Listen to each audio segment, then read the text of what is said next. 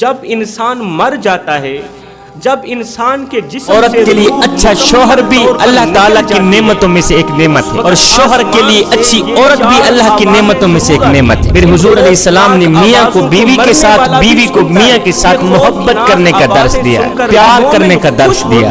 حضرت خدیجہ الکبریٰ کا جب وقت آخر آیا، انہوں نے حضور علیہ السلام سے چادر رحمت مانگی۔ پھر حضور علیہ السلام نے فرمایا کیوں؟ کہنے لگی حضور بخار جان لیوا ہے، مجھے محسوس ہو رہا ہے کہ بخار میری جان لے لے گا، میں بچ نہیں پاؤں گی۔ حضور آپ سے چادر مانگنے کا مقصد یہ ہے کہ میں چاہتی ہوں کہ آپ کی چادر رحمت سے ہی مجھے کفن دیا جائے۔ اللہ اکبر! کسی شوہر کے بارے میں کسی بیوی کی اس سے بڑی گواہی بھلا اور کیا ہو سکتی ہے؟ وہ کہہ رہی ہو کہ اگر مجھے کفن کے لیے میرے شوہر کی چادر مل جائے تو میری بخشش کے لیے بس اتنا ہی کافی ہے۔ جوانوں سنو، یہ میرے حضور علیہ السلام کی زندگی کا حسن ہے جو نکھر کے سامنے آ رہا ہے۔ میرے حضور علیہ السلام سے پوچھا گیا حضور ہم پر بیویوں کے کیا حقوق ہیں؟ فرمایا جب تم خود کھاؤ انہیں بھی کھلاؤ، خود پہنو انہیں بھی پہناؤ۔ میرے حضور علیہ السلام نے فرمایا بیویوں کے چہروں پر مت مارا کرو، اور ہاں انہیں برا بھلا بھی نہ کہا کرو۔ اگر کوئی ناراضگی کی بات ہو جائے تو بیوی کو بالوں سے پکڑ کر گھر سے باہر بھی نہ نکالا کرو۔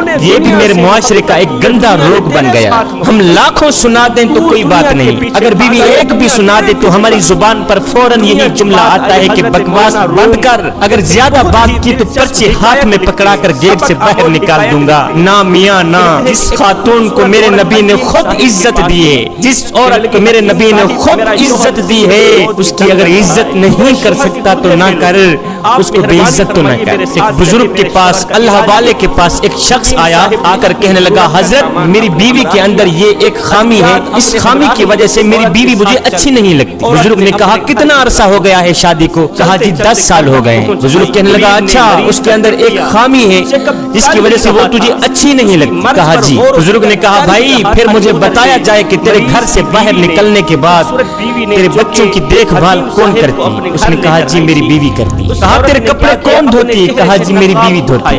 تیرے گھر کی صفائی ستھرائی، تیرے برتن کون مانجتی ہے؟ کہا جی وہ بھی میری بیوی ہی مانجتی ہے۔ تیرے کپڑے کون دھوتی ہے؟ تیرا جوتا پالش کون کرتی ہے؟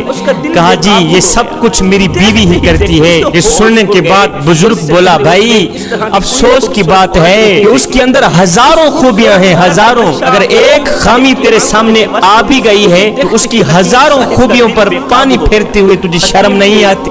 پھر حضور علیہ السلام نے فرمایا اپنی بیویوں کو برا بھلا مت کہا کرو، بیویوں کو گالیاں نہ دیا کرو، ان کی اصلاح کیا کرو، اگر کوئی غلطی سرزد ہو بھی جائے تو ان کی اصلاح کر لیا کرو۔ عورت پسلی کی ہڈیوں کی طرح ہے، اگر تم اسے بالکل سیدھا کرنا چاہو گے تو تم اسے توڑ بیٹھو گے، یعنی جدائی کی نوبت آ پہنچے گی، طلاق کی نوبت آ پہنچے گی۔ پھر حضور علیہ السلام نے فرمایا اگر تم عورتوں سے فائدہ اٹھانا چاہتے ہو، اگر تم اپنی بیویوں سے فائدہ اٹھانا چاہتے ہو تو پھر ان کی خوبیوں سے فائدہ اٹھاؤ، یعنی بیوی کے خوبیاں بیان کیا کرو، بیوی کی تعریف بیان کیا کرو۔ بیوی شوہر کے ہمراہ کبھی بھی ہار نہیں مانتی، چاہے کتنے ہی برے حالات پیش کیوں نہ آ جائیں، بیوی ہمیشہ شوہر کے ساتھ مل کر حالات کا سامنا کرتی ہے، شوہر کے کندھے کے ساتھ کندھا ملا کر حالات کا مقابلہ کرتی ہے۔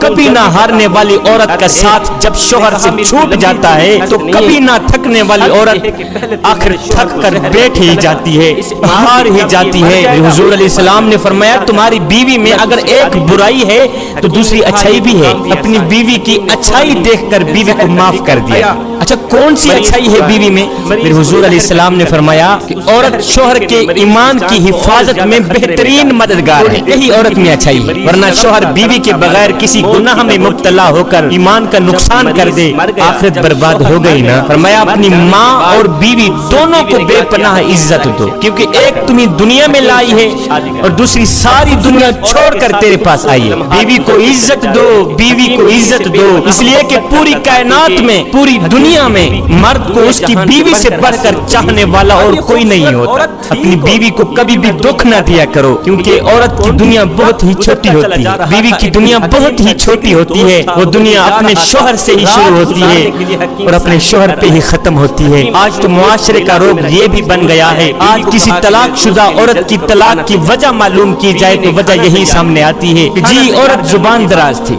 औरत बदतमीज थी, औरत ये थी, औरत वो थी। मुझे बताओ, क्या कभी किसी ने ये कहा है कि औरत बाशऊर थी इसलिए जाहिल आदमी के साथ रहना गवारा नहीं करती थी? क्या आज तक किसी ने ये कहा है कि वो मार पीट को अपना फरीजा नहीं समझती थी इसलिए बगावत करके घर छोड़ के चली गई? कभी किसी ने ये कहा है कि शोहर की बदतमीजी और जाहिलाना रवैये की वजह से औरत अपना कीमती घर छोड़ के चली गई? कभी किसी ने ये नहीं कहा ना।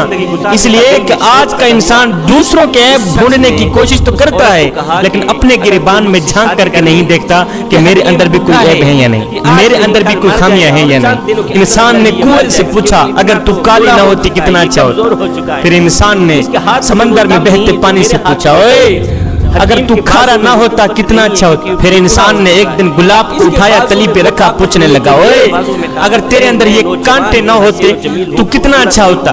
तीनों बोल उठे, इंसान अगर तेरे अंदर दूसरों के ऐब ढूंढने की आदत ना होती तो तू कितना अच्छा होता? आखिर में मैं अपनी माओ बहनों बेटियों को एक अहम मैसेज दे के जाऊंगा। मैसेज तो बहुत ही कड़वा है, थोड़ा बर्दाश्त करने की हिम्मत रखना। पर्दा किया कर मेरी बहन, हिजाब करके बाहर निकली कर। खुदा ना करे अगर तेरे ऊपर कोई भी गंदी मक्खी बैठ गई तो याद रखना तू किसी खाते की नहीं रहेगी। अगर गंदी मक्खी बैठ गई तेरे जिस्म पर तो याद रखना मुआशरे में कोई भी तुझे कबूल करने को तैयार ना होगा। मेरी बहन, तू जानती नहीं है कि गिलाफ जब भी चढ़ता है बैतुल्ला पे ही चढ़ता है, गिलाफ जब भी चढ़ता है कुरान पे ही चढ़ता है, जब भी चढ़ता है कीमती चीज पे ही चढ़ता है। मेरी बहन, अगर तू भी खुद को कीमती बनाना चाहती है फिर आप पर्दे के अंदर छुप जा, गिलाफ के अंदर छुप जा। जब तू पर्दे के अंदर छुप गई तो फिर तेरी कीमत बढ़ जाएगी। जब तू गिलाफ के अंदर छुप गई, जब तू पर्दे के अंदर छुप गई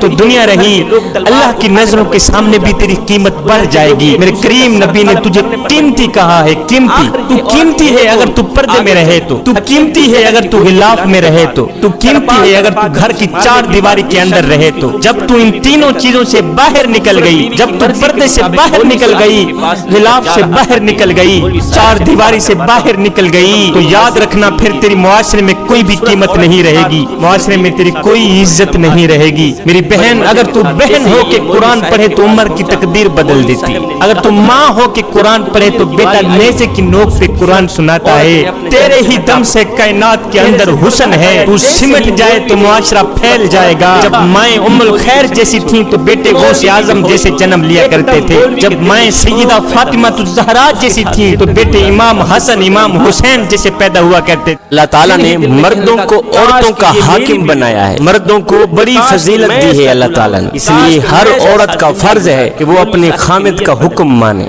वो अपने खामिद की इताअत करे। बल्कि औरत के लिए अपने खामिद को राजी रखना, अपने शोहर को राजी रखना एक बहुत बड़ी नेकी है, ये बहुत बड़ा सवाब है। इसलिए बेहतरीन बीवी है वो, बेहतरीन बीवी है वो जो हर हाल में हर लिहाज से अपने शोहर की इताअत करती, अपने शोहर के अहकामात की पैरवी करती है। अच्छी बीवी है वो, नेक बीवी है वो जो खुद को तकलीफ उठाकर अपने शोहर को हमेशा आराम पहुंचाने की कोशिश करती है, जो अपने शोहर से उसकी आमदनी से ज्यादा मुतालबा ना करे और जो मिल जाए इस पर ही सब्र करके वक्त गुजारे, जिंदगी गुजारे। ऐसी बीवी बेहतरीन बीवी, नेक बीवी की बेहतरीन बीवी की सबसे बड़ी अलामत यह है कि जो अल्लाह रिज़्क पहुंचा दे इस पर राजी हो जाए, अपने शोहर से ज्यादा पैसों का मुतालबा ना करे, ज्यादा जरूरतों का मुतालबा ना करे। वो बेहतरीन बीवी है, वो नेक सीरत बीवी है जो अपने शोहर के सिवा किसी अजनबी पर निगाह ना डाले और किसी गैर मर्द की निगाह को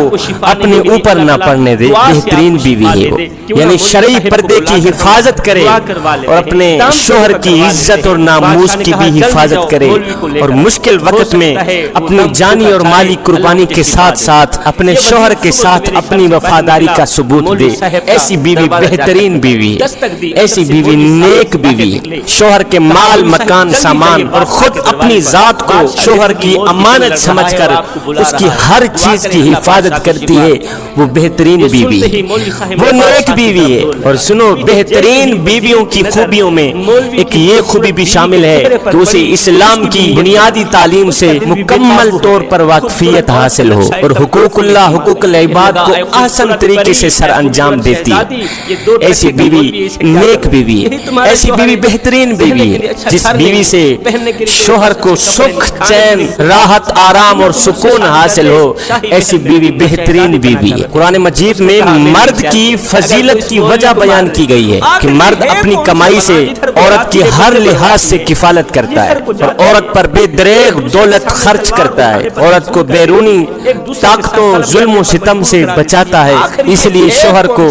برتری حاصل ہے۔ عورتیں دراصل انسانی جنس ہی سے پیدا کی گئی ہیں اور مردوں کی دلجوئی کے لیے ہی بنائی گئی ہیں کہ مردوں کو ان سے محبت اور سکون حاصل ہو، لذت حاصل ہو، لطف حاصل ہو۔ اچھی بیوی کی خوبیوں اور خصوصیات کے متعلق میرے حضور علیہ الصلوۃ والسلام نے ارشاد فرمایا کہ جو عورت اس حال میں مری ہو کہ اس کا شوہر اس پہ راضی تھا، اس کا شوہر اس پہ خوش تھا، تو پکا یقین کر لینا وہ عورت جنتی ہی جنتی ہے۔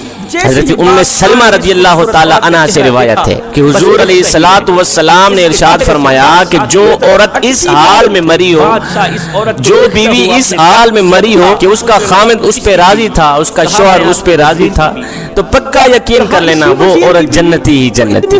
صحابی رسول حضرت انس سے روایت ہے کہ حضور علیہ الصلوۃ والسلام نے ارشاد فرمایا کہ اگر انسان کے لیے، آدمی کے لیے سجدہ کرنا درست ہوتا تو میں سب سے پہلے بیوی کو حکم دیتا، سب سے پہلے عورت کو حکم دیتا کہ وہ اپنے شوہر کو سجدہ کرے، وہ اپنے خامد کو سجدہ کرے۔ بیوی کا شوہر کے ذمہ بہت بڑا حق ہے۔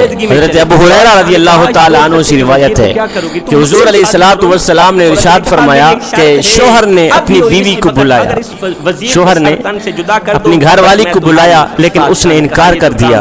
اگر غصے میں بیوی نے ساری رات گزاری، اگر شوہر نے ناراضگی میں ساری رات گزاری ہے تو صبح تک اس بیوی پر فرشتے لعنت بھیجتے رہتے ہیں۔ دوسری روایت میں ہے کہ جب تک شوہر راضی نہ ہو جائے اللہ اس عورت سے ناراض رہتا ہے، جب تک گھر والا راضی نہ ہو جائے اللہ اس بیوی سے اس وقت تک ناراض رہتا ہے۔ حضرت معاذ رضی اللہ تعالی عنہ سے روایت ہے کہ حضور علیہ الصلوۃ والسلام نے ارشاد فرمایا کہ عورت جب اپنے شوہر کو ایذا دیتی ہے، عورت جب اپنے شوہر کو تکلیف دیتی ہے، دکھ دیتی ہے، درد دیتی ہے، تو جنت کی حورین کہتی ہیں کہ اے بدبخت، خدا تجھے قتل کرے، اسے ایذا نہ دے، اسے تکلیف نہ دے، اسے دکھ نہ دے، اسے درد نہ دے، اور یہ تو تیرے پاس مہمان ہے، ان قریب یہ تجھ سے جدا ہو کر میرے پاس آ جائے گا، یہ تو میرے پاس آنے والا ہے، تیرا مہمان ہے، اور کم بخت اسے اتنی تکلیف نہ دے۔ عورت کو اپنے گھر میں اچھا ماحول پیدا کرنے کے لیے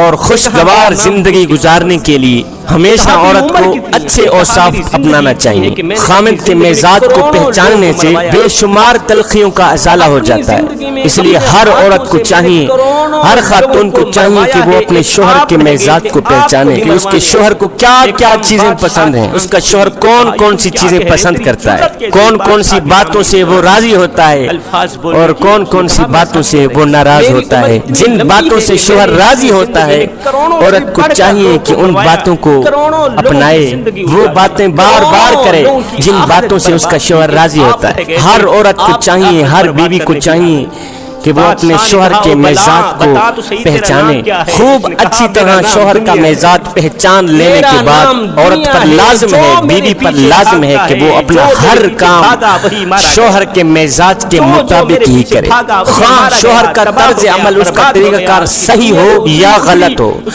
لیکن بیوی کو چاہیے کہ وہ اپنا ہر کام اس انداز سے کرے جو انداز اس کے شوہر کو پسند ہے۔